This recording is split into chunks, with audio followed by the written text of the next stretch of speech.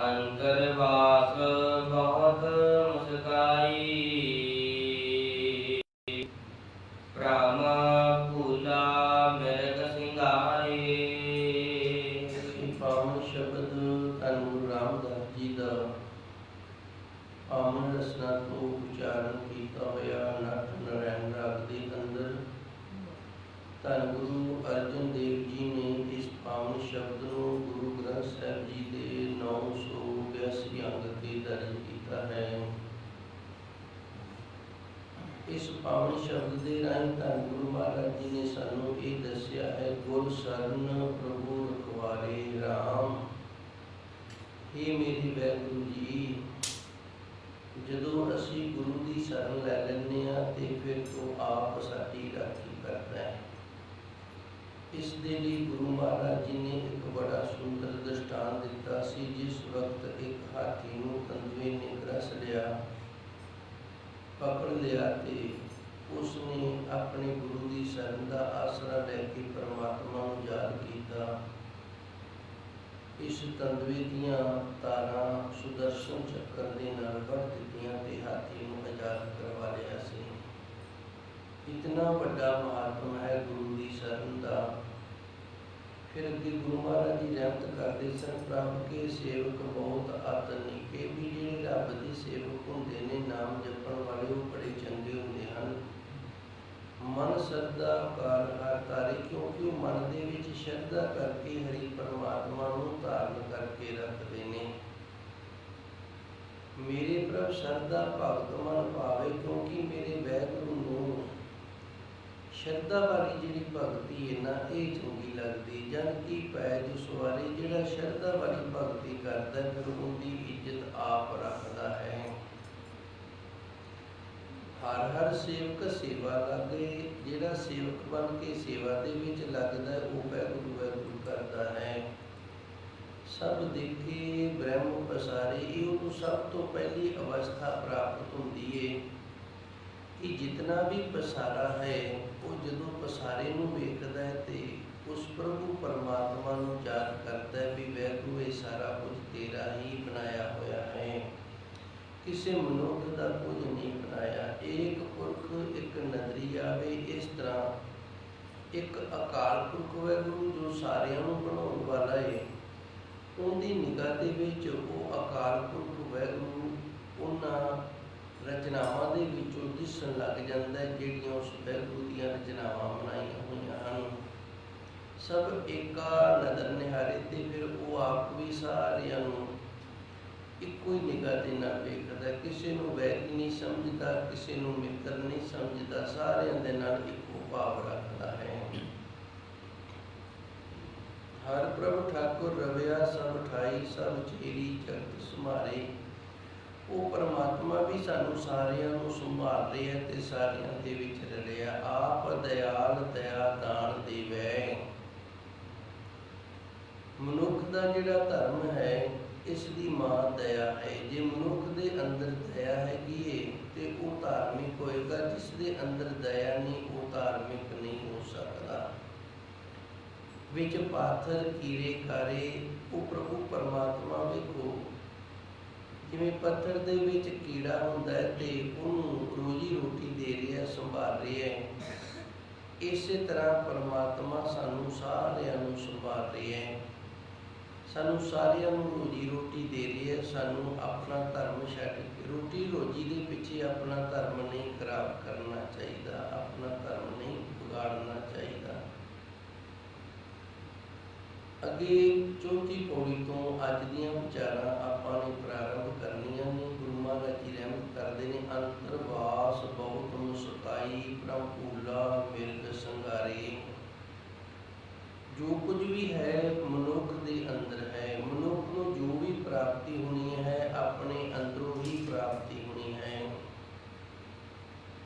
भावें वो ज्ञान की प्राप्ति है, भावें वो विद्या की प्राप्ति है, भावें प्रभु परमात्मा की प्राप्ति है, जो कुछ भी प्राप्त होता है मनुख को अपने अंदरों प्राप्त होता है।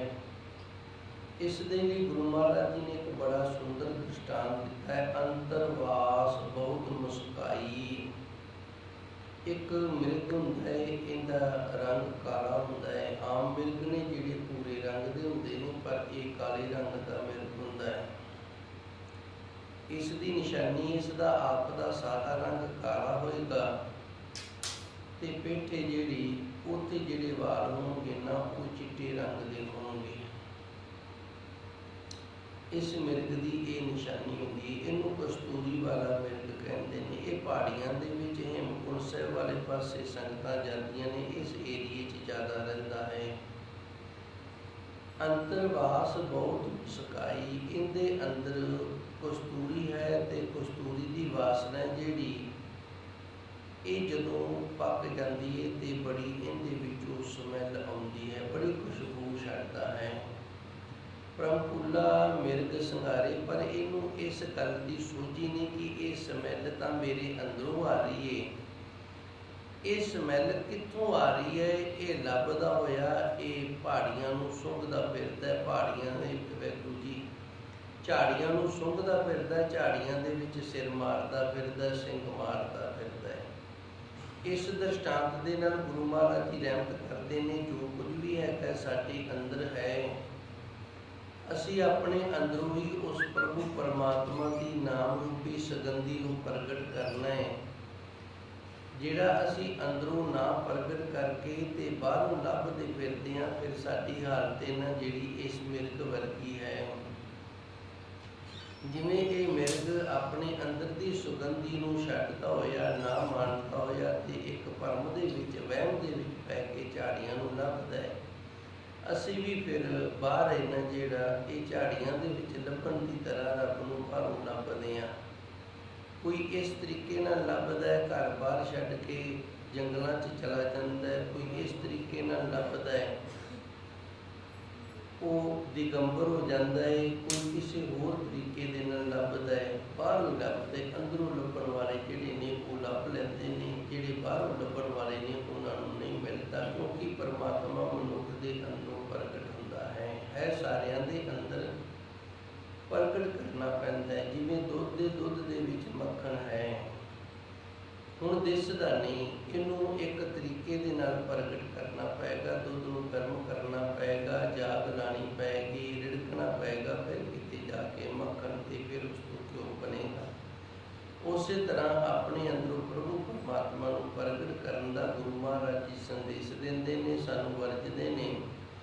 ਅਸੀਂ ਬਾਹਰ ਇਸ ਮਿਰਗ ਦੀ ਤਰ੍ਹਾਂ ਪਰਮ ਭੁਲੇਖਿਆਂ ਦੇ ਵਿੱਚ ਪੈ ਕਰਕੇ ਐਵੇਂ ਝਾੜੀਆਂ ਦੇ ਵਿੱਚ ਬੂਨਾ ਮਾਰਦੇ ਫਿਰੀਏ ਜੀ। ਬਨ ਬਨ ਢੂੰਡ ਢੂੰਡ ਫਿਰ ਸਾਖੀ, ਗੁਰ ਪੂਜੈ ਕਰ ਵਿਸਤਾਰੇ।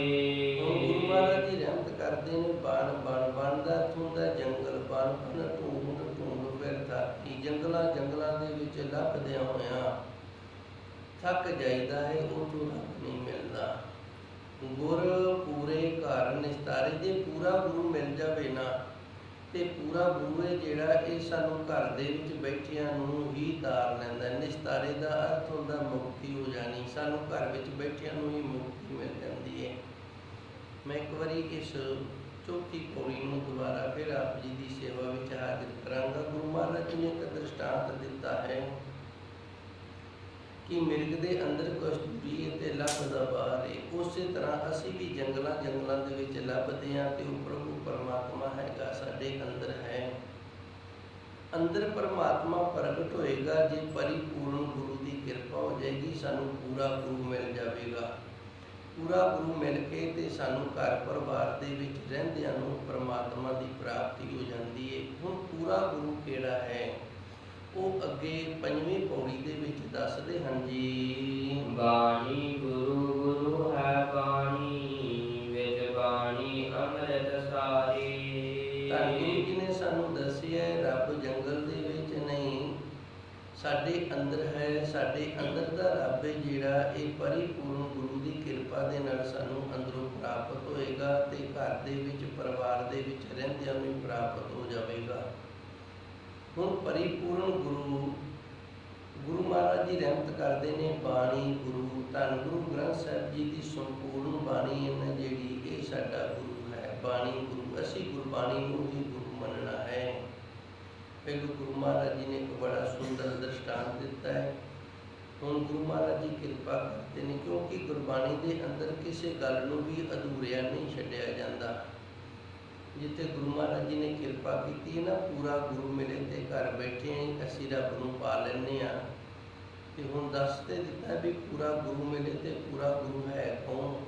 ਜੇ ਨਾ ਦੱਸਿਆ ਹੁੰਦਾ ਤੇ ਹੋ ਸਕਦਾ ਅਸੀਂ ਵੀ ਕਿਸੇ ਬੂਬਣੇ ਦੇ ਮਗਰ ਲੱਗ ਜਾਂਦੇ, ਕਿਸੇ ਸਰੀਰ ਦੇ ਮਗਰ ਲੱਗ ਜਾਂਦੇ ਤੇ ਰੱਬ ਨੂੰ ਲੱਭਦੇ ਫਿਰਦੇ, ਫਿਰ ਵੀ ਨਹੀਂ ਸੀ ਲੱਭਣਾ।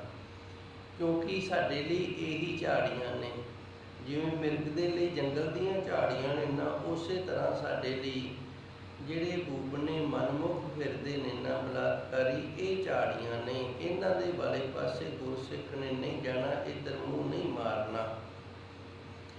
ਗੁਰਸਿੱਖ ਜਿਹੜਾ ਬਾਣੀ ਗੁਰੂ, ਇਹਦਾ ਗੁਰੂ ਬਾਣੀ ਹੈ, ਗੁਰੂ ਹੈ ਬਾਣੀ। ਇਹਨੂੰ ਥੋੜ੍ਹਾ ਜਿਹਾ ਧਿਆਨ ਦੇ ਨਾਲ ਸਮਝਣਾ ਪਏਗਾ। ਵਿਆਕਰਨ ਦੇ ਆਧਾਰ 'ਤੇ ਜਦੋਂ ਇੱਕ ਗੱਲ ਨੂੰ ਦੁਹਰਾ ਕੇ ਵਿੱਚ ਨਿਸ਼ਚੈਵਾਚਕ ਸ਼ਬਦ ਲਾਇਆ ਜਾਂਦਾ ਹੈ ਤੇ ਉਸ ਗੱਲ 'ਤੇ ਫਿਰ ਜ਼ੋਰ ਦਿੱਤਾ ਜਾਂਦਾ ਹੈ ਵੀ ਇਸ ਤੋਂ ਇਲਾਵਾ ਕੁਝ ਹੋਰ ਨਹੀਂ। ਮੈਂ ਇੱਕ ਦ੍ਰਿਸ਼ਟਾਂਤ ਦੇ ਨਾਲ ਸਮਝਾਵਾਂਗਾ। ਫਰਿੱਜ ਦੇ ਵਿੱਚ ਸੇਬ ਪਿਆ ਹੈ ਤੇ ਬੱਚਾ ਹੈ, ਉਹ ਆਖਦਾ ਸੇਬ ਮੈਂ ਖਾਣਾ ਹੈ। ਕੋਈ ਗੱਲ ਨਹੀਂ, ਖਾਲੀ ਪਈ। ਜੇ ਬੱਚਾ ਆਖੇ ਨਾ ਸੇਬ ਮੈਂ ਹੀ ਖਾਣਾ ਹੈ, ਤੇ ਹੁਣ ਅਸੀਂ ਸੇਬ ਨਹੀਂ ਖਾ ਸਕਦੇ, ਕਿਉਂਕਿ ਬੱਚੇ ਨੇ ਕਹਿ ਦਿੱਤਾ ਸੇਬ ਮੈਂ ਹੀ। ਇਹ ਜਿਹੜਾ ਹੀ ਸ਼ਬਦ ਹੈ ਨਾ, ਇਹ ਨਿਸ਼ਚੈਵਾਚਕ ਹੈ। ਨਿਸ਼ਚੈਵਾਚਕ ਦਾ ਅਰਥ ਹੁੰਦਾ ਦ੍ਰਿੜਤਾ, ਪਕਾਈ, ਜਿਹਨੂੰ ਟਾਲਿਆ ਨਾ ਜਾ ਸਕੇ, ਉਹਨੂੰ ਨਿਸ਼ਚੈਵਾਚਕ ਆਖਦੇ ਨੇ। ਇਹ ਟਲੇਗਾ ਨਹੀਂ। ਹੁਣ ਜੇ ਖਾ ਲਵਾਂਗੇ ਅਸੀਂ ਧੱਕਾ ਕਰਾਂਗੇ, ਬੱਚਾ ਰੋਏਗਾ। ਜੇ ਅਸੀਂ ਚਾਹੁੰਦੇ ਹਾਂ ਬੱਚਾ ਜਿਹੜਾ ਦਾ ਮਨ ਦੁਖੀ ਨਾ ਹੋਵੇ, ਤੇ ਫਿਰ ਅਸੀਂ ਇਹਦੇ ਲਈ ਛੱਡ ਦਿਆਂਗੇ। ਇਸੇ ਤਰ੍ਹਾਂ ਧੰਨ ਗੁਰੂ ਮਹਾਰਾਜ ਜੀ ਨੇ ਇੱਥੇ ਹੈ ਸ਼ਬਦ ਜਿਹੜਾ ਇਹ ਨਿਸ਼ਚੈਵਾਚਕ ਹੈ। ਬਾਣੀ ਗੁਰੂ, ਸਾਡਾ ਗੁਰੂ ਹੈ ਜਿਹੜਾ, ਇਹ ਬਾਣੀ ਹੈ, ਗੁਰੂ ਹੈ ਬਾਣੀ। ਗੁਰੂ ਮਹਾਰਾਜ ਜੀ ਨੇ ਇਹ ਦ੍ਰਿੜਤਾ ਹੀ ਕਰਵਾ ਦਿੱਤੀ ਹੈ ਕਿ ਗੁਰੂ ਦਾ ਰੂਪ ਬਾਣੀ ਹੀ ਹੈ।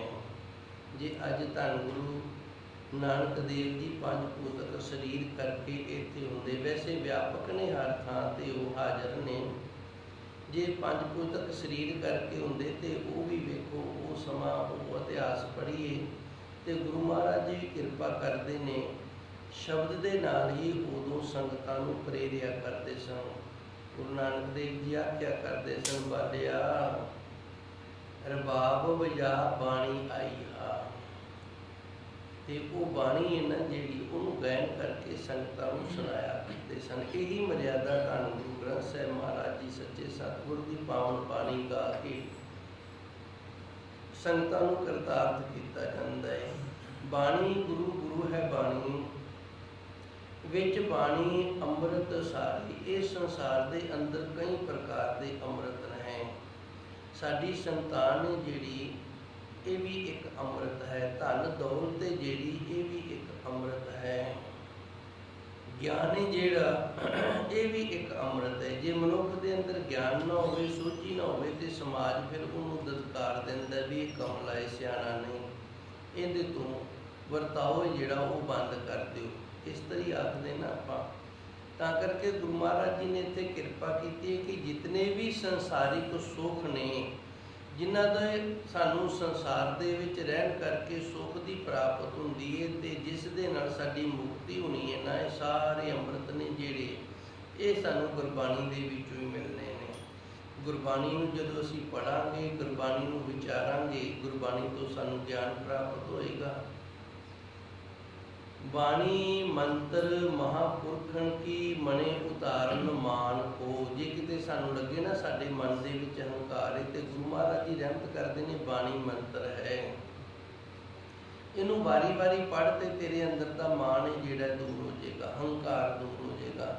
ਸੋ ਜੋ ਕੁਝ ਵੀ ਅਸੀਂ ਸਿੱਖਣਾ ਹੈ, ਜੋ ਕੁਝ ਵੀ ਅਸੀਂ ਪੜ੍ਹਨਾ ਹੈ ਨਾ, ਜੋ ਕੁਝ ਵੀ ਅਸੀਂ ਵਿਚਾਰਨਾ ਹੈ, ਇਹ ਸਾਰਾ ਕੁਝ ਅਸੀਂ ਗੁਰਬਾਣੀ ਤੋਂ ਹੀ ਲੈਣਾ ਹੈ। ਗੁਰਬਾਣੀ ਨੂੰ ਪੜ੍ਹਨਾ ਹੈ, ਗੁਰਬਾਣੀ ਨੂੰ ਵਿਚਾਰਨਾ ਹੈ, ਗੁਰਬਾਣੀ ਦੇ ਨਾਲ ਹੀ ਅਸੀਂ ਜੁੜ ਕੇ ਰਹਿਣਾ ਹੈ। ਸਾਰੇ ਪ੍ਰਕਾਰ ਦੇ ਸੰਸਾਰਿਕ ਸੁੱਖ ਤੇ ਅਧਿਆਤਮਿਕ ਸੁੱਖ, ਇਹ ਦੋ ਪ੍ਰਕਾਰ ਦੇ ਸੁੱਖ ਨੇ। ਵੈਸੇ ਵਿਦਵਾਨ ਤਿੰਨ ਪ੍ਰਕਾਰ ਦਾ ਸੁੱਖ ਮੰਨਦੇ ਨੇ। ਇੱਕ ਹੈ ਸਰੀਰਕ ਸੁੱਖ, ਸਰੀਰ ਦਾ ਸੁਖੀ ਰਹਿਣਾ, ਸਰੀਰ ਨੂੰ ਸਾਰੇ ਪ੍ਰਕਾਰ ਦੇ ਸੁੱਖ ਮਿਲਣੇ। ਦੂਜਾ ਹੈ ਮਾਨਸਿਕ ਸੁਖ, ਮਨ ਦਾ ਸੁਖੀ ਰਹਿਣਾ, ਮਨ ਦੇ ਵਿੱਚ ਕੋਈ ਕਲੇਸ਼ ਕਲੇ ਨਾ ਹੋਣੀ, ਮਨ ਨੇ ਕਦੇ ਦੁਖੀ ਨਾ ਹੋਣਾ। ਤੀਸਰਾ ਸੁਖ ਹੈ ਜਿਹੜਾ ਉਹ ਅਧਿਆਤਮਿਕ ਸੁਖ ਹੈ, ਪ੍ਰਭੂ ਪਰਮਾਤਮਾ ਦੇ ਦਰ ਦਾ ਗਿਆਨ ਹੋਣਾ, ਸੋਝੀ ਹੋਣੀ, ਰੱਬ ਦੇ ਨਾਲ ਜੁੜਿਆ ਰਹਿਣਾ, ਪਾਪਾਂ ਤੋਂ ਬਚਿਆ ਰਹਿਣਾ। ਇਹ ਸਾਰੇ ਪ੍ਰਕਾਰ ਦੇ ਅੰਮ੍ਰਿਤ ਨੇ ਤੇ ਸਾਨੂੰ ਗੁਰਬਾਣੀ ਦੇ ਅੰਦਰੋਂ ਹੀ ਪ੍ਰਾਪਤ ਹੁੰਦੇ ਹਨ ਜੀ। ਗੁਰਬਾਣੀ ਕਹੈ ਸੇਵਕ ਜਨ ਮਾਨੈ, ਪ੍ਰਤੱਖ ਗੁਰੂ ਨਿਸਤਾਰੇ। ਹੁਣ ਗੁਰੂ ਮਹਾਰਾਜ ਜੀ ਕਿਰਪਾ ਕਰਦੇ ਨੇ ਵੀ ਗੁਰਸਿੱਖਾਂ ਨੂੰ ਅਸੀਂ ਦੱਸ ਦਿੱਤਾ ਹੈ ਬਾਣੀ ਗੁਰੂ, ਬਾਣੀ ਹੈ ਜਿਹੜੀ ਇਹ ਸਾਡਾ ਗੁਰੂ ਹੈ ਤੇ ਅਸੀਂ ਗੁਰੂ ਨੂੰ ਹੀ ਬਾਣੀ ਮੰਨਣਾ ਹੈ। ਬਾਣੀ ਗੁਰੂ, ਗੁਰੂ ਹੈ ਬਾਣੀ, ਬਾਣੀ ਸਾਡਾ ਗੁਰੂ ਹੈ ਤੇ ਅਸੀਂ ਗੁਰੂ ਨੂੰ ਹੀ, ਵਾਹਿਗੁਰੂ ਜੀ, ਬਾਣੀ ਨੂੰ ਹੀ ਗੁਰੂ ਮੰਨਣਾ ਹੈ। ਬਾਣੀ ਤੋਂ ਬਿਨਾਂ ਹੋਰ ਕਿਸੇ ਨੂੰ ਗੁਰੂ ਨਹੀਂ ਮੰਨਣਾ। ਵਿੱਚ ਬਾਣੀ ਅੰਮ੍ਰਿਤ ਸਾਰੇ ਪ੍ਰਕਾਰ ਦੇ ਜਿਹੜੇ ਸੰਸਾਰਿਕ, ਅਧਿਆਤਮਿਕ ਤੇ ਮਾਨਸਿਕ ਸੁੱਖ ਨੇ ਸਾਨੂੰ ਬਾਣੀ ਤੋਂ ਹੀ ਪ੍ਰਾਪਤ ਹੋਣਗੇ। ਇਹ ਹੋਣਗੇ ਕਿਵੇਂ? ਗੁਰਬਾਣੀ ਕਹੈ ਸੇਵਕ ਜਨ ਮਾਨੈ, ਗੁਰਬਾਣੀ ਕਹੈ ਸੇਵਕ ਜਨ ਮਾਨੈ। ਅਸੀਂ ਸੇਵਕ ਜਨ ਹਾਂ। ਜਨ ਦਾ ਅਰਥ ਹੁੰਦਾ ਹੈ ਗੁਰਸਿੱਖ, ਵੈਸੇ ਜਨ ਦਾ ਅਰਥ ਪਤਨੀ ਹੁੰਦਾ ਹੈ। ਗੁਰੂ ਦਾ ਸਿੱਖ ਹੈ ਜਿਹੜਾ, ਇਹ ਆਪਣੇ ਗੁਰੂ ਦੇ ਨਾਲ ਜਿਵੇਂ ਇੱਕ ਪਤਨੀ ਆਪਣੇ ਪਤੀ ਦੀ ਆਗਿਆ ਦੇ ਵਿੱਚ ਰਹਿ ਕੇ ਤੇ ਸਵਰਗ ਨੂੰ ਪ੍ਰਾਪਤ ਕਰ ਲੈਂਦੀ ਹੈ ਨਾ, ਉਸੇ ਤਰ੍ਹਾਂ ਜਦੋਂ ਗੁਰਸਿੱਖ ਆਪਣੇ ਗੁਰੂ ਦੀ ਆਗਿਆ ਦੇ ਵਿੱਚ ਰਹਿ ਕੇ ਚੱਲਦਾ ਤੇ ਫਿਰ ਉਹ ਵੀ ਸੱਚਖੰਡ ਦੀ ਪ੍ਰਾਪਤੀ ਕਰ ਲੈਂਦਾ ਹੈ। ਗੁਰਬਾਣੀ ਕਹੈ ਸੇਵਕ ਜਨ ਮਾਨੇ। ਅਸੀਂ ਗੁਰੂ ਮਹਾਰਾਜ ਜੀ ਦੇ ਸੇਵਕ ਗੁਰਸਿੱਖਾਂ, ਸੇਵਾ ਕਰਨ ਵਾਲੇ ਹਾਂ। ਅਸੀਂ ਗੁਰੂ ਮਹਾਰਾਜ ਜੀ ਦੇ ਗੁਰਸਿੱਖ, ਸੇਵਾ ਕਰਨ ਵਾਲੇ। ਜੇ ਸੇਵਾ ਕਰਦੇ ਹਾਂ ਤੇ ਗੁਰਸਿੱਖ ਹੈਗੇ ਆ, ਨਹੀਂ ਤਾਂ ਨਹੀਂ। ਗੁਰਬਾਣੀ ਕਹੈ ਸੇਵਕ ਜਨ ਮਾਨੇ। ਤੇ ਜਿਹੜਾ ਸਾਨੂੰ ਗੁਰਬਾਣੀ ਨੇ ਆਖਣਾ ਨਾ, ਅਸੀਂ ਸੇਵਕ ਸਿੱਖ ਬਣ ਕੇ ਉਸ ਗੱਲ ਨੂੰ ਮੰਨਣਾ ਹੈ। ਇਹ ਨਹੀਂ ਵੀ ਗੁਰਬਾਣੀ ਪੜ੍ਹਦੇ ਹਾਂ, ਵਿਚਾਰਦੇ ਹਾਂ ਤੇ ਗੁਰਬਾਣੀ ਦੀ ਗੱਲ ਨਹੀਂ ਮੰਨਣੀ। ਪ੍ਰਤੱਖ ਗੁਰੂ ਨਿਸਤਾਰੇ। ਪ੍ਰਤੱਖ ਦਾ ਅਰਥ ਹੁੰਦਾ ਹਾਜ਼ਰ ਹੋ ਕੇ। ਪ੍ਰਤੱਖ ਗੁਰੂ ਨਿਸਤਾਰੇ, ਫਿਰ ਗੁਰੂ ਆਪ ਕਿਰਪਾ ਕਰਦਾ, ਭਾਵ ਗੁਰਬਾਣੀ ਸਾਡੇ ਤੇ ਕਿਰਪਾ ਕਰਦੀ ਹੈ, ਪ੍ਰਤੱਖ ਰੂਪ ਹੋ ਕੇ ਸਾਡਾ ਭਲਾ ਕਰਦੀ। ਨਿਸਤਾਰੇ ਦਾ ਅਰਥ ਹੁੰਦਾ ਮੁਕਤੀ ਦੀ ਦਾਤ ਪ੍ਰਾਪਤ ਹੋ ਜਾਣੀ। ਜਦੋਂ ਗੁਰਸਿੱਖ ਗੁਰੂ ਬਾਣੀ ਨੂੰ ਗੁਰੂ ਮੰਨ ਕੇ ਗੁਰਬਾਣੀ ਦੇ ਉਪਦੇਸ਼ ਨੂੰ ਆਪਣੇ ਜੀਵਨ ਦੇ ਵਿੱਚ ਧਾਰਨ ਕਰ ਲੈਂਦਾ, ਮੰਨ ਲੈਂਦਾ, ਤੇ ਫਿਰ ਗੁਰਬਾਣੀ ਕਿਰਪਾ ਕਰਦੀ ਹੈ, ਪ੍ਰਤੱਖ ਰੂਪ ਦੇ ਵਿੱਚ, ਪ੍ਰਗਟ ਰੂਪ ਦੇ ਵਿੱਚ ਸਾਨੂੰ ਤਾਰ ਲੈਂਦੀ ਹੈ, ਸਾਡਾ ਭਲਾ ਕਰਦੀ। ਪ੍ਰਤੱਖ ਦਾ ਅਰਥ ਹੁੰਦਾ ਕਿਤੇ ਲੁਕੀ ਛਿਪੀ ਗੱਲ ਨਹੀਂ ਹੈਗੀ, ਕਿਤੇ ਓਹਲਾ ਨਾ ਰੱਖਣਾ, ਕਿਤੇ ਪਰਦਾ ਨਾ ਰੱਖਣਾ, ਸਾਰਿਆਂ ਦੇ ਸਾਹਮਣੇ ਜ਼ਾਹਰ ਕਰ ਦੇਣਾ, ਇਹਨੂੰ ਪ੍ਰਤੱਖ ਆਖਦੇ ਨੇ। ਗੁਰਬਾਣੀ ਪ੍ਰਤੱਖ ਹੋ ਕੇ ਸਾਰਿਆਂ ਦੇ ਸਾਹਮਣੇ ਗੁਰਸਿੱਖਾਂ ਨੂੰ, ਜਿਹੜੇ ਸੇਵਕ ਬਣ ਕੇ ਗੁਰੂ ਦੀ ਗੱਲ ਨੂੰ, ਬਾਣੀ ਦੀ ਗੱਲ ਨੂੰ ਮੰਨਦੇ ਨੇ, ਉਹਨਾਂ ਨੂੰ ਤਾਰ ਲੈਂਦੀ ਹੈ ਜੀ। ਬਾਣੀ ਸਭ ਹੈ ਬ੍ਰਹਮ, ਬ੍ਰਹਮ ਹੈ ਬਸਰਿਆ, ਮਨ ਬੀਜਿਆ ਖਾਵਾਰੇ। ਹੁਣ ਗੁਰਸਿੱਖ ਨੇ ਗੁਰੂ ਦੀ ਗੱਲ ਨੂੰ ਕਿਵੇਂ ਮੰਨਣਾ ਹੈ ਤੇ ਗੁਰੂ ਦੇ ਭਾਣੇ ਦੇ ਵਿੱਚ ਕਿਵੇਂ ਰਹਿਣਾ ਹੈ? ਸਭ ਹੈ ਬ੍ਰਹਮ, ਬ੍ਰਹਮ ਹੈ ਬਸਰਿਆ।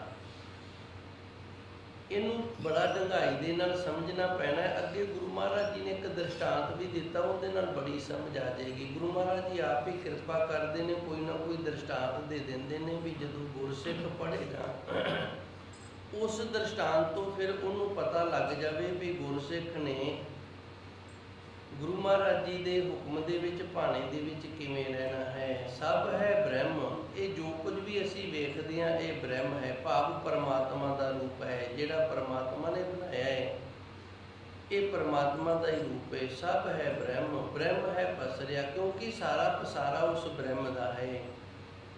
ਅਸੀਂ ਜੋ ਕੁਝ ਵੀ ਵੇਖ ਰਹੇ ਹਾਂ, ਜੋ ਵੀ ਸਾਡੇ ਨਾਲ ਹੋ ਰਿਹਾ ਹੈ, ਜੋ ਵੀ ਅਸੀਂ ਕਰ ਰਹੇ ਹਾਂ, ਜਾਂ ਸਾਡੇ ਨਾਲ ਜੋ ਕੋਈ ਕੁਝ ਕਰ ਰਿਹਾ ਹੈ, ਇਹ ਸਾਰਾ ਕੁਝ ਉਸ ਪਰਮਾਤਮਾ ਦਾ ਪਸਾਰਾ ਕੀਤਾ ਹੋਇਆ ਹੈ। ਇਹਦੇ ਵਿੱਚ ਅਸੀਂ ਜਿੱਦ ਕਰਕੇ ਇਹ ਨਹੀਂ ਕਹਿ ਸਕਦੇ ਵੀ ਮੇਰੇ ਨਾਲ ਇਸ ਤਰ੍ਹਾਂ ਨਹੀਂ ਹੋਣੀ ਚਾਹੀਦੀ, ਇਸ ਤਰ੍ਹਾਂ ਹੋਣੀ ਚਾਹੀਦੀ, ਇਹ ਨਹੀਂ ਕਹਿ ਸਕਦੇ। ਉਸ ਪਰਮਾਤਮਾ ਨੇ ਜਿਸ ਤਰ੍ਹਾਂ ਲਿਖਤ ਕੀਤੀ ਹੈ ਸਾਡੀ, ਉਸ ਤਰ੍ਹਾਂ ਦੀ ਲਿਖਤ ਦੇ ਅਨੁਸਾਰ ਅਸੀਂ ਆਪਣਾ ਜੀਵਨ ਇਹਨਾਂ ਜਿਹੜਾ ਇਹ ਜਿਉਣਾ ਹੈ। ਮਨ ਬੀਜਿਆ ਖਾਵਾਰੇ, ਕਿਉਂਕਿ ਇਹ ਜੋ ਕੁਝ ਸਾਡੇ ਨਾਲ ਹੋ ਰਿਹਾ ਹੈ, ਜੋ ਅਸੀਂ ਖਾ ਰਹੇ ਹਾਂ ਨਾ, ਇਹ ਸਾਡੇ ਮਨ ਦਾ ਬੀਜਿਆ ਹੋਇਆ ਹੈ। ਥੋੜਾ ਵਿਚਾਰਾਂ ਦੇ ਨਾਲ ਜੁੜੋ, ਕੋਸ਼ਿਸ਼ ਮੈਂ ਕਰ ਰਿਹਾ ਵੀ ਗੱਲ ਦੀ ਸਮਝ ਆ ਜਾਵੇ। ਗੁਰੂ ਮਹਾਰਾਜ ਜੀ ਨੇ ਸਾਨੂੰ ਦੱਸਿਆ ਵੀ ਅਸੀਂ ਬਾਣੀ ਨੂੰ ਗੁਰੂ ਮੰਨਣਾ ਹੈ। ਬਾਣੀ ਗੁਰੂ, ਗੁਰੂ ਹੈ ਬਾਣੀ। ਬਾਣੀ ਸਾਡਾ ਗੁਰੂ ਹੈ ਤੇ ਗੁਰਬਾਣੀ ਨੂੰ ਹੀ ਅਸੀਂ ਗੁਰੂ ਰੂਪ ਮੰਨਣਾ ਹੈ। ਗੁਰਬਾਣੀ ਤੋਂ ਬਾਹਰ ਅਸੀਂ ਨਹੀਂ ਜਾਣਾ। ਤੇ ਗੁਰਬਾਣੀ ਨੂੰ ਮੰਨਣਾ ਕਿਵੇਂ ਹੈ? ਗੁਰਬਾਣੀ ਕਹੇ, ਜਿਹੜਾ ਸਾਨੂੰ ਗੁਰੂ ਦੀ ਬਾਣੀ ਨੇ ਕਹਿ ਦਿੱਤਾ ਨਾ, ਸੇਵਕ ਜਨ ਮਾਨੇ, ਉਸੇ ਸੇਵਕ ਜਨ ਬਣ ਕੇ ਹੀ ਗੁਰੂ ਦੇ ਸ਼ਬਦ ਨੂੰ ਮੰਨਣਾ ਹੈ। ਇੱਥੇ ਗੁਰੂ ਮਹਾਰਾਜ ਜੀ ਨੇ ਇਹ ਨਹੀਂ ਕਿਹਾ ਵੀ ਤੂੰ ਗਿਆਨੀ ਹੈ ਤੇ ਚੱਲ ਤੈਨੂੰ ਇੰਨੀ ਕੁ ਛੋਟ ਹੈ, ਜਾਂ ਤੂੰ ਕੋਈ ਹੋਰ ਸੇਵਾਦਾਰ ਹੈ ਤੇ ਤੈਨੂੰ ਇੰਨੀ ਕੁ ਛੋਟ ਹੈ। ਨਹੀਂ, ਗੁਰੂ ਮਹਾਰਾਜ ਜੀ ਨੇ ਇੱਕ ਦਰਜੇ ਤੇ ਇੱਕ ਹੀ ਪੜਾਅ ਤੇ ਇੱਕ ਹੀ ਪੌੜੀ ਤੇ ਸਾਨੂੰ ਸਾਰਿਆਂ ਨੂੰ ਖੜਾ ਕੀਤਾ ਹੈ ਤੇ ਉਹ ਹੈ ਸੇਵਕ ਜਨ। ਅਸੀਂ ਸਾਰੇ ਹੀ ਸੇਵਕ ਜਨ ਹਾਂ। ਇਹ ਜਿਹੜਾ ਗਿਆਨੀ ਢਾਡੀ ਐਰਾ ਵਗੈਰਾ ਨਾ, ਇਹ ਸਾਡੇ ਸਮਾਜ ਦੇ ਵਿੱਚ ਅਸੀਂ ਪਦਵੀਆਂ ਬਣਾਈਆਂ ਹੋਈਆਂ ਨੇ। ਗੁਰੂ ਦੇ ਲਈ ਅਸੀਂ ਕੇਵਲ ਤੇ ਕੇਵਲ ਗੁਰੂ ਦੇ ਸਿੱਖ ਹੋ ਸਕਦੇ ਹਾਂ, ਹੋਰ ਕੁਝ ਵੀ ਨਹੀਂ। ਸੋ ਗੁਰੂ ਮਹਾਰਾਜ ਜੀ ਰਹਿਮਤ ਕਰਦੇ ਨੇ, ਜਿਹੜਾ ਗੁਰਸਿੱਖ ਹੈ ਨਾ, ਸੇਵਕ, ਉਹਨੇ ਗੁਰੂ ਦੀ ਗੱਲ ਨੂੰ ਮੰਨਣਾ ਹੈ, ਗੁਰਬਾਣੀ ਨੂੰ ਮੰਨਣਾ ਹੈ, ਗੁਰਬਾਣੀ ਦੀ ਮੰਨਣੀ ਹੈ। ਤੇ ਗੁਰਬਾਣੀ ਹੈ ਜਿਹੜੀ, ਇਹ ਫਿਰ ਪ੍ਰਤੱਖ ਹੋ ਕੇ ਸਾਡਾ ਭਲਾ ਕਰੇਗੀ। ਸਭ ਹੈ ਬ੍ਰਹਮ, ਬ੍ਰਹਮ ਹੈ ਪਸਰਿਆ। ਹੁਣ ਗੁਰੂ ਮਹਾਰਾਜ ਜੀ ਰਹਿਮਤ ਕਰਦੇ ਨੇ, ਸਾਨੂੰ ਦੱਸਦੇ ਨੇ ਵੀ ਗੁਰਬਾਣੀ ਦੀ ਗੱਲ ਨੂੰ ਅਸੀਂ ਗੁਰੂ ਨੂੰ ਮੰਨਣਾ ਕਿਵੇਂ ਹੈ। ਸਭ ਤੋਂ ਪਹਿਲੋਂ ਇਹ ਮੰਨਣਾ ਹੈ ਕਿ ਜੋ ਕੁਝ ਵੀ ਸਾਡੇ ਨਾਲ ਹੋ ਰਿਹਾ ਹੈ ਨਾ ਤਾਂ ਕੋਈ ਸਾਡੇ ਨਾਲ ਵਧੀਕੀ ਕਰ ਰਹੀ ਹੈ, ਨਾ ਹੀ ਕੋਈ ਸਾਡਾ ਬੁਰਾ ਕਰ ਰਹੀ ਹੈ। ਮਨ ਬੀਜਿਆ ਖਾਵਾਰੇ, ਇਹ ਮਨ ਦਾ ਸਾਡੇ ਦਾ ਬੀਜਿਆ ਹੋਇਆ ਤੇ ਅੱਜ ਮਨ ਖਾ ਰਿਹਾ ਹੈ। ਮਨ ਨੇ ਬੀਜਿਆ, ਕਰਮ ਕੀਤੇ ਸਨ, ਬੀਜ ਲਏ ਤੇ ਉਹ ਮਨ ਅੱਜ ਖਾ ਰਿਹਾ। ਜੇ ਅਸੀਂ ਦੁਖੀ ਹਾਂ ਤੇ ਜ਼ਰੂਰ ਅਸੀਂ ਕਿਸੇ ਨੂੰ ਦੁੱਖ ਦਿੱਤਾ ਹੋਏਗਾ। ਜੇ ਅੱਜ ਅਸੀਂ ਸੁਖੀ ਹਾਂ ਤੇ ਜ਼ਰੂਰ ਕਿਸੇ ਨੂੰ ਅਸੀਂ ਸੁੱਖ ਦਿੱਤਾ ਹੋਏਗਾ, ਜਿਸ ਕਰਕੇ ਅਸੀਂ ਸੁਖੀ ਹਾਂ। ਇਹ ਸਾਡੇ ਮਨ ਦੇ ਬੀਜ ਬੀਜੇ ਹੋਏ ਨੇ। ਮਨ ਦੇ ਬੀਜੇ ਹੋਏ ਬੀਜਾਂ ਦੇ ਨਾਲ ਹੀ ਅਸੀਂ ਇਸ ਜੀਵਨ ਦੇ ਵਿੱਚ ਹੁਣ ਖਾ ਰਹੇ ਹਾਂ। ਸਭ ਹੈ ਬ੍ਰਹਮ, ਬ੍ਰਹਮ ਹੈ ਪਸਰਿਆ। ਇਹ ਸਾਰਾ ਕੁਝ ਬ੍ਰਹਮ ਦਾ ਪਸਾਰਾ ਹੈ, ਭਾਵ ਉਸ ਪਰਮਾਤਮਾ ਤੋਂ ਬਾਹਰ ਕੁਝ ਵੀ ਨਹੀਂ ਤੇ ਨਾ ਹੀ ਕੁਝ ਬਾਹਰ ਹੋ ਸਕਦਾ। ਸਾਰੇ ਉਸ ਦੇ ਹੁਕਮ ਦੇ ਅੰਦਰ ਹਨ ਜੀ। ਜੋ ਜੋ ਜਨ ਚਲ ਰਹਾ ਦੁਖਿਆ, ਦ੍ਰਿਸ਼ਟ ਬੁੱਧੀ ਆਪਣਾ ਕਰ ਲੁਕੀ ਜਾਰੇ। ਹੁਣ ਇੱਕ ਚੰਦਰਹਾਸ ਹੈ ਤੇ ਦੂਜਾ ਹੈ ਦ੍ਰਿਸ਼ਟ ਬੁੱਧੀ, ਦੋ ਜਾਣਿਆਂ ਦੇ ਨਾਂ ਨੇ। ਇਹ ਗੁਰੂ ਮਹਾਰਾਜ ਜੀ ਨੇ ਬੜਾ ਸੁੰਦਰ ਦ੍ਰਿਸ਼ਟਾਂਤ ਦਿੱਤਾ ਹੈ ਵੀ ਸਾਡਾ ਮਨ ਹੈ ਜਿਹੜਾ, ਉਹ ਆਪਣਾ ਬੀਜਿਆ ਕਿਵੇਂ ਖਾਂਦਾ ਹੈ। ਇੱਕ ਰਾਜਾ ਹੋਇਆ, ਉਸ ਦਾ ਨਾਮ ਸੀ ਰਾਜਾ ਸੁਧਰਮਾ। ਇਹ ਰਾਜਾ ਸੁਧਰਮਾ ਸੀ ਜਿਹੜਾ, ਇਹ ਬੜਾ ਧਾਰਮਿਕ ਰਾਜਾ ਸੀ, ਬੜੇ ਚੰਗੇ ਖਿਆਲ ਸਨ, ਪਰ ਇਸ ਦੇ ਕਰਮਾਂ ਦੇ ਵਿੱਚ ਔਲਾਦ ਨਹੀਂ ਸੀ ਹੈਗੀ। ਇਸ ਦੇ ਬੱਚਾ ਨਾ ਹੋਇਆ। ਜਦੋਂ ਬੱਚਾ ਨਾ ਹੋਇਆ, ਇੱਕ ਦਿਨ ਇਸ ਨੂੰ ਕਿਸੇ ਮਹਾਂਪੁਰਸ਼ ਦੀ ਸੇਵਾ ਦਾ ਸੁਭਾਗ ਪ੍ਰਾਪਤ ਹੋ ਗਿਆ। ਇਹ ਬੇਨਤੀ ਕਰਕੇ ਉਹਨਾਂ ਨੂੰ ਆਪਣੇ ਘਰ ਲੈ ਜਾਂਦਾ ਹੈ, ਪ੍ਰਸ਼ਾਦਾ ਪਾਣੀ ਛਕਾਉਂਦਾ ਹੈ। ਪ੍ਰਸ਼ਾਦਾ ਪਾਣੀ ਛਕਾ ਕੇ ਤੇ ਮਹਾਂਪੁਰਸ਼ਾਂ ਨੇ ਪੁੱਛਿਆ, ਭਾਈ ਸੁਧਰਮਾ, ਤੇਰੇ ਅੰਦਰ ਕੁਝ ਚੱਲ ਰਿਹਾ ਹੈ ਤੇ ਤੂੰ ਮੰਗ ਲਾ। ਇਹਨੇ ਹੱਥ ਜੋੜ ਕੇ ਆਖਿਆ, हे ਮਹਾਂਪੁਰਸ਼ੋ, ਮੇਰੇ ਕੋਲ ਸੰਤਾਨ ਨਹੀਂ ਹੈਗੀ। ਮਹਾਂਪੁਰਸ਼ ਅੰਤਰ ਧਿਆਨ ਹੋ ਕੇ ਉਹਨਾਂ ਨੇ ਵੇਖਿਆ ਵੀ ਤੇਰੇ ਕਰਮਾਂ ਦੇ ਵਿੱਚ ਸੰਤਾਨ ਤਾਂ ਨਹੀਂ ਹੈਗੀ। ਜੇ ਤੂੰ ਸੰਤਾਨ ਦੀ ਪ੍ਰਾਪਤੀ ਧੱਕਾ ਕਰਕੇ ਲਵੇਂਗਾ ਨਾ, ਭਾਵ ਰੱਬ ਦੇ ਕੋਲੋਂ ਖੋਹ ਕੇ ਲਵੇਂਗਾ, ਤੇ ਤੈਨੂੰ ਇਸ ਦੇ ਲਈ ਬੜਾ ਦੁੱਖ ਸਹਾਰਨਾ ਪਵੇਗਾ। ਤੂੰ ਵੀ ਨਹੀਂ ਰਹੇਗਾ, ਤੇਰੀ ਪਤਨੀ ਵੀ ਨਹੀਂ ਰਹੇਗੀ ਤੇ ਇਹ ਰਾਜਪਾਲ ਵੀ ਨਹੀਂ ਰਹੇਗਾ, ਕੁਝ ਨਹੀਂ ਰਹੇਗਾ। ਇਸ ਨੇ ਆਪਣੀ ਪਤਨੀ ਦੇ ਨਾਲ ਵਿਚਾਰ ਕਰਕੇ ਤੇ ਕਹਿਤਾ, ਚਲੋ ਕੋਈ ਨਹੀਂ, ਜੇ ਨਾ ਰਹੇਗਾ ਤੇ ਅਸੀਂ ਮਰ ਗਏ ਤੇ ਫਿਰ ਕਿਹੜਾ ਰਹਿਣਾ ਹੈ।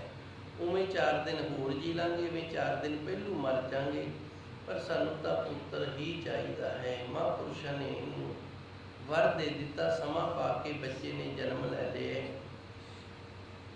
ਬੱਚਾ ਥੋੜਾ ਜਿਹਾ ਵੱਡਾ ਹੋਇਆ।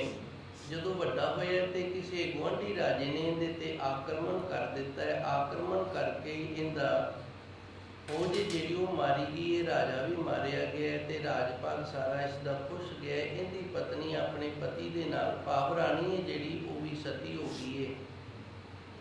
ਰਾਣੀ ਨੇ ਸਿੱਖਾਂ ਦੇ ਵਿੱਚ ਪੈਰ ਧਰਨ ਤੋਂ ਪਹਿਲਾਂ ਆਪਣੀ ਬੋਲੀ ਨੂੰ ਸਾਰਾ ਜੋ ਇਹਦੇ ਕੋਲ ਗਹਿਣੇ ਗੱਟੇ ਧਨ ਦੌਲਤ ਸੀ ਉਹ ਦੇ ਕੇ ਤੇ ਆਪਣਾ ਪੁੱਤਰ ਦੇ ਦਿੱਤਾ ਵੀ ਇਹਨੂੰ ਇਸ ਆਕਰਮਣਕਾਰੀ ਰਾਜੇ ਤੋਂ ਬਚਾ ਕੇ ਨਾ ਤੇ ਮੇਰਾ ਪੁੱਤਰ ਪਾਲ ਦੇ। ਇਹ ਬੱਚਾ, ਇਹਦਾ ਕਸੂਰ ਕੋਈ ਨਹੀਂ। ਇਹ ਬੋਲੀ ਹੈ ਜਿਹੜੀ ਉਸ ਦੇਸ਼ ਨੂੰ ਛੱਡ ਕੇ ਤੇ ਰਾਣੀ ਦੁਆਰਾ ਦਿੱਤੇ ਗਏ ਜੋ ਮਾਇਆ ਸੀ ਉਹਨੂੰ ਲੈ ਕੇ ਤੇ ਬੜੀ ਦੂਰ ਨਿਕਲ ਗਈ ਹੈ। ਜਦੋਂ ਬੜੀ ਦੂਰ ਨਿਕਲ ਗਈ ਹੈ ਤੇ ਹੁਣ ਜਦੋਂ ਆਪਾਂ ਆਪਣਾ ਏਰੀਆ ਛੱਡ ਕੇ ਕਿਤੇ ਹੋਰ ਜਾਵਾਂਗੇ ਤੇ ਫਿਰ ਸਾਨੂੰ ਕੋਈ ਘਰੇ ਥੋੜ੍ਹੀ ਰਹਿਣ ਦੇਗਾ। ਉੱਥੇ ਨਾ ਇੱਕ ਸਾਧੂ ਸੰਤਾਂ ਦਾ ਆਸ਼ਰਮ ਸੀ, ਧਰਮ ਸਥਾਨ ਸੀ, ਉੱਥੇ ਪਹੁੰਚ ਗਈ ਹੈ ਤੇ ਜਾ ਕੇ ਨਾ ਸਾਰੀ ਮਨ ਦੀ ਗੱਲ ਦੱਸ ਦਿੱਤੀ ਵੀ ਪੁੱਤਰ ਰਾਜੇ ਦਾ ਹੈ ਤੇ ਮੈਂ ਬੋਲੀਆਂ ਤੇ ਮੈਂ ਨਾ ਨਮਕ ਹਰਾਮ ਨਹੀਂ ਕਰਨਾ ਚਾਹੁੰਦੀ, ਆ ਧਨ ਦੌਲਤ ਹੈ। ਉਹਨਾਂ ਨੇ ਰੱਖ ਲਿਆ ਮਾਂ ਬੋਲੀ ਨੂੰ ਤੇ ਰਾਜੇ ਦੇ ਪੁੱਤਰ ਨੂੰ, ਦੋਵਾਂ ਨੂੰ ਰੱਖ ਲਿਆ। ਇਹਦਾ ਨਾਮ ਸੀ ਚੰਦਰਹਾਸ। ਇਸ ਬੱਚੇ ਦਾ ਨਾਮ ਚੰਦਰਹਾਸ ਰੱਖਿਆ ਗਿਆ। ਉਹ ਮਹਾਂਪੁਰਸ਼ਾਂ ਨੇ ਇਹਨਾਂ ਨੂੰ ਆਸਰਾ ਦੇ ਦਿੱਤਾ। ਇੱਕ ਝੁੱਗੀ 'ਚ ਰਹਿਣ ਲੱਗ ਗਏ ਨੇ ਦੋਵੇਂ। ਇੱਕ ਦਿਨ ਬੋਲੀ ਸਰੀਰ ਛੱਡ ਗਈ ਤੇ ਬੱਚਾ ਜਿਹੜਾ ਥੋੜ੍ਹਾ ਜਿਹਾ ਵਾਹਵਾ ਡਾਰ ਹੋ ਗਿਆ ਸੀ। ਹੁਣ ਮਹਾਂਪੁਰਸ਼ ਜਿਵੇਂ ਭਜਨ ਬੰਦਗੀ ਕਰਦੇ ਉਵੇਂ ਨਾਲ ਬੱਚੇ ਨੂੰ ਵੀ ਸਿਖਾ ਦਿੱਤਾ ਹੈ ਕਿ ਉਸ ਪਾਸੇ ਲੱਗ ਗਿਆ। ਇੱਕ ਦਿਨ ਕਿਸੇ ਰਾਜੇ ਨੇ ਨਾ ਸਾਰੇ ਮਹਾਂਪੁਰਸ਼ਾਂ ਨੂੰ ਨਿਉਤਾ ਦਿੱਤਾ ਵੀ ਅੱਜ ਮੇਰੇ ਦਰਬਾਰ ਘਰ ਦੇ ਵਿੱਚ ਆਣ ਕੇ ਤੇ ਸਾਰਿਆਂ ਨੇ ਪ੍ਰਸ਼ਾਦਾ ਪਾਣੀ ਛਕਣਾ ਹੈ।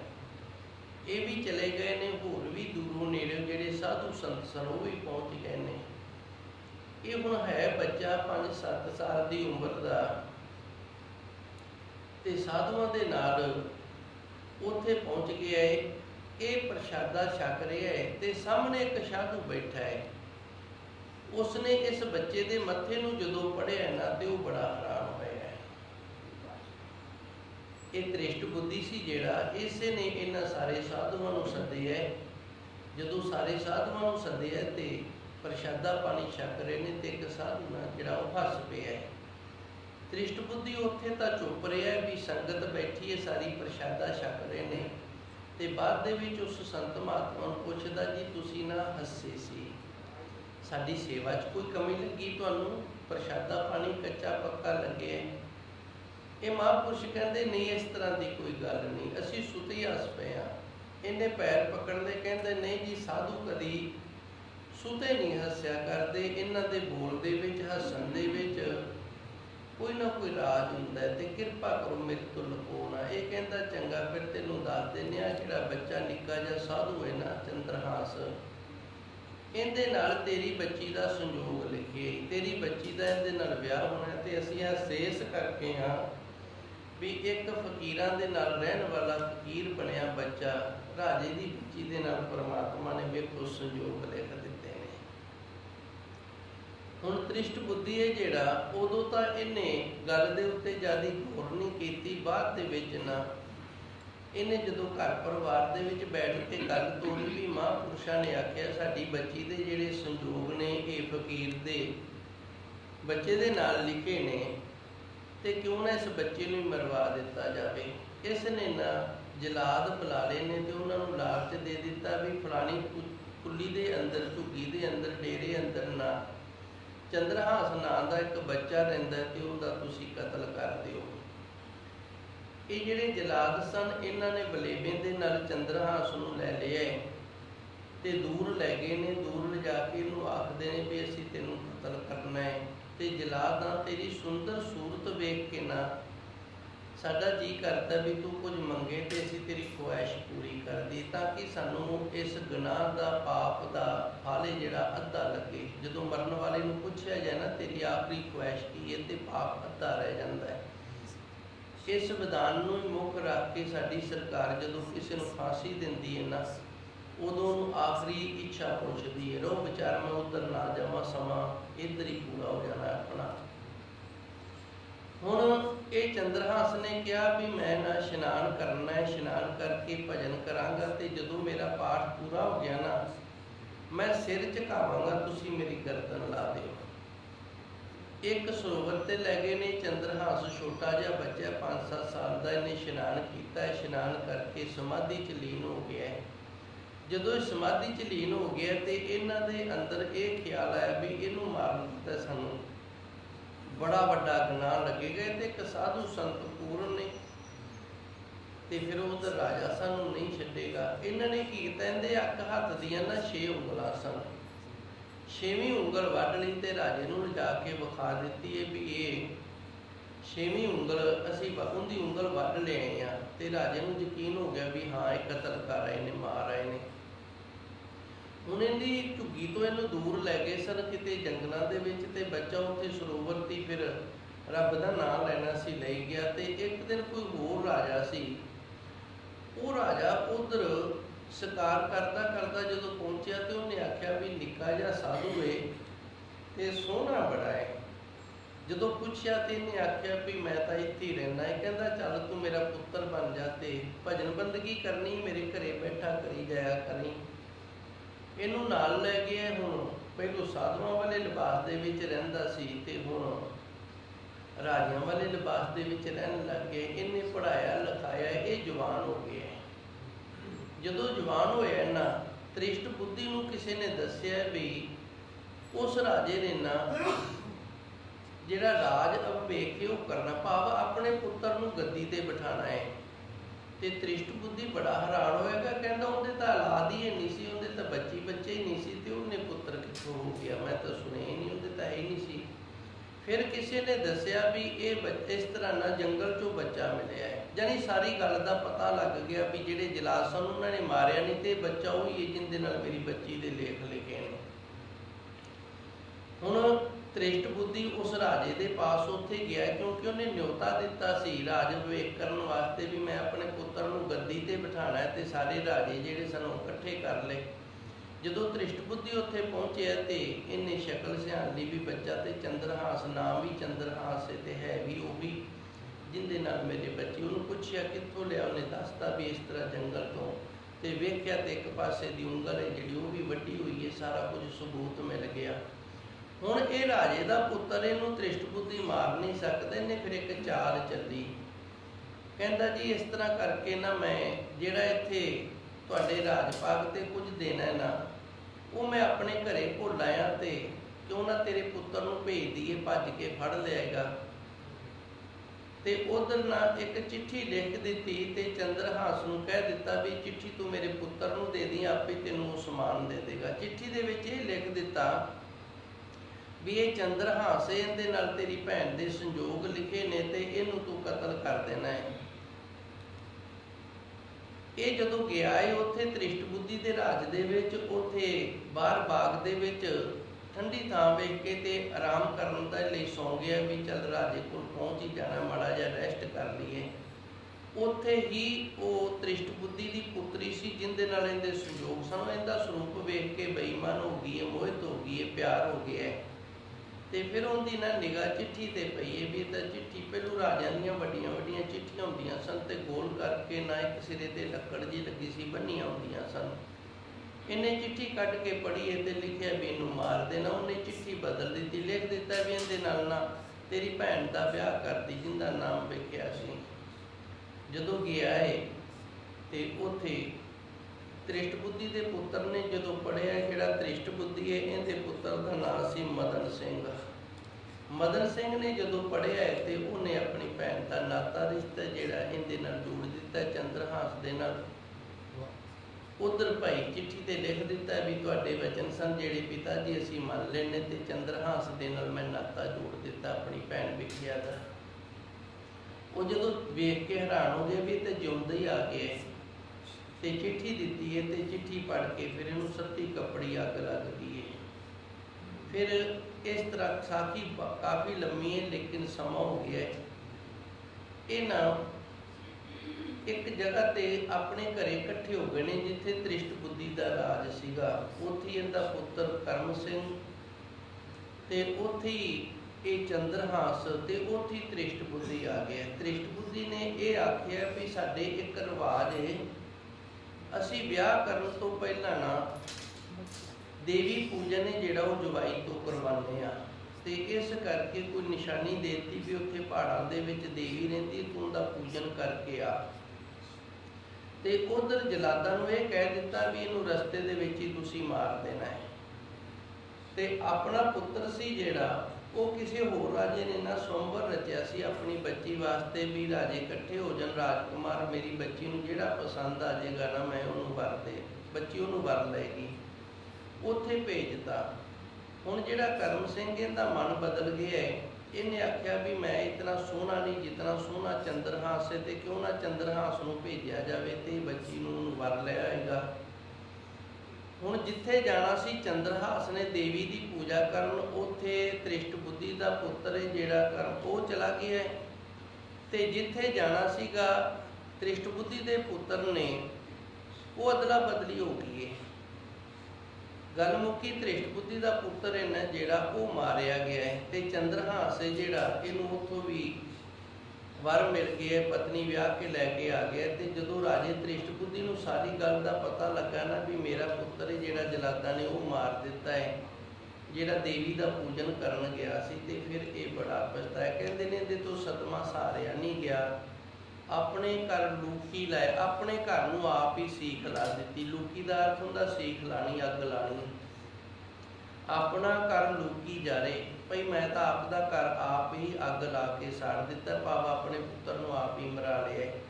ਸੋ ਗੁਰੂ ਮਹਾਰਾਜ ਜੀ ਨੇ ਇੱਥੇ ਇੱਕ ਦ੍ਰਿਸ਼ਟਾਂਤ ਦਿੱਤਾ ਸਾਨੂੰ, ਜੋ ਪਿੱਛੇ ਸਾਨੂੰ ਦੱਸਿਆ ਸੀ ਨਾ, ਮਨ ਬੀਜਿਆ ਖਵਾਰੇ। ਮਨ ਇਹਨਾਂ ਜਿਹੜਾ ਇਹ ਆਪਣਾ ਬੀਜਿਆ ਹੀ ਖਾਂਦਾ ਹੈ। ਜਿਸ ਤਰ੍ਹਾਂ ਦਾ ਅਸੀਂ ਬੀਜਿਆ ਉਸ ਤਰ੍ਹਾਂ ਦਾ ਖਾਣਾ ਪੈਣਾ ਹੈ। ਸਭ ਹੈ ਬ੍ਰਹਮ, ਬ੍ਰਹਮ ਹੈ ਪਸਰਿਆ। ਜਿਤਨਾ ਪਸਾਰਾ ਨਾ ਉਹ ਬ੍ਰਹਮ ਦਾ ਹੈ, ਤੇ ਬ੍ਰਹਮ ਨੇ ਜੋ ਰਚਨਾ ਰਚਾਈ ਹੈ, ਜੋ ਪਸਾਰਾ ਪਸਾਰਿਆ ਸੀ, ਉਹਦੇ ਤੋਂ ਬਾਹਰ ਨਹੀਂ ਜਾ ਸਕਦੇ। ਮਰਜ਼ੀ ਦੇ ਨਾਲ ਕੁਝ ਵੀ ਨਹੀਂ ਕਰ ਸਕਦੇ।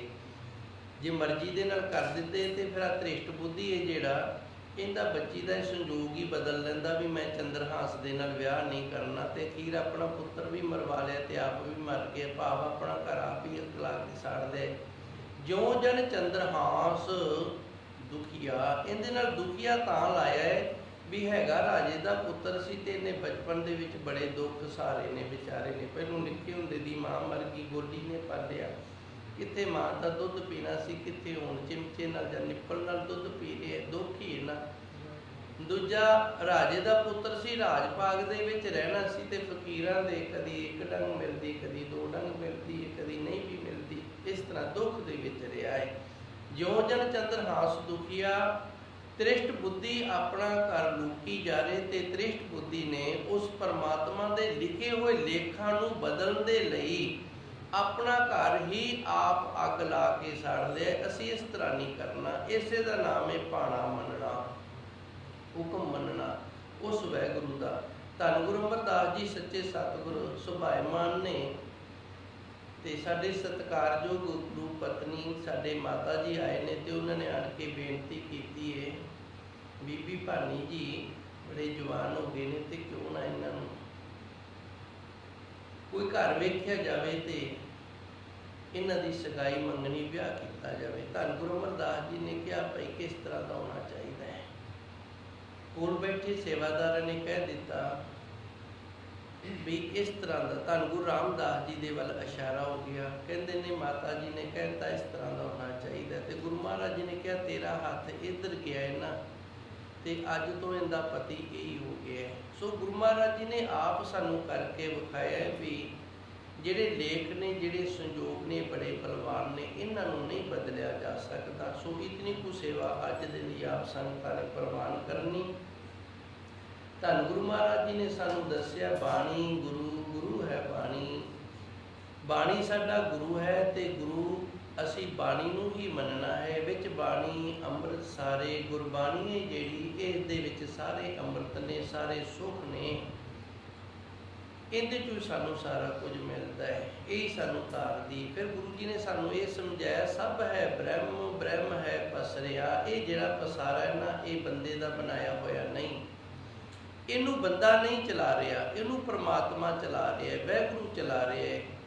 ਤੇ ਵਾਹਿਗੁਰੂ ਕਿਵੇਂ ਚਲਾ ਰਿਹਾ, ਉਹਦਾ ਨਿਯਮ ਕੀ ਹੈ। ਮਨ ਬੀਜਿਆ ਖਵਾਰੇ, ਮਨ ਨੇ ਜੋ ਬੀਜ ਦਿੱਤਾ ਨਾ, ਉਹ ਮਨ ਨੂੰ ਖਾਣਾ ਹੀ ਪੈਣਾ ਹੈ।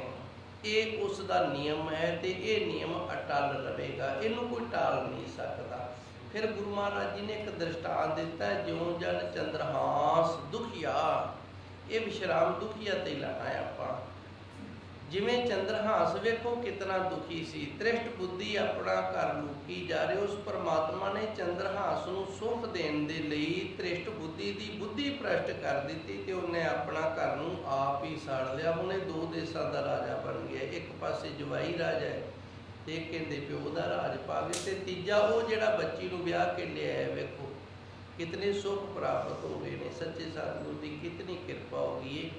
ਸੋ ਇਸ ਤਰ੍ਹਾਂ ਜੇ ਅਸੀਂ ਰੱਬ ਦੇ ਹੁਕਮ ਦੇ ਵਿੱਚ ਰਹਿੰਦੇ ਹਾਂ ਤੇ ਫਿਰ ਸਾਨੂੰ ਸਾਰਾ ਕੁਝ ਹੀ ਪ੍ਰਾਪਤ ਹੋ ਜਾਂਦਾ। ਜੇ ਅਸੀਂ ਹੁਕਮ ਬਦਲਣਾ ਚਾਹੁੰਦੇ ਹਾਂ ਤੇ ਫਿਰ ਕੁਝ ਨਹੀਂ ਪ੍ਰਾਪਤ ਹੁੰਦਾ, ਦੁਖੀ ਹੀ ਹੋਵਾਂਗੇ, ਸੁੱਖ ਨਹੀਂ ਮਿਲੇਗਾ। ਦੇਹੋ ਸੱਜਣ ਆਸੀਸੜੀਆ, ਜੋ ਹੋਵੇ ਸਹਿਬ ਸੋਏ।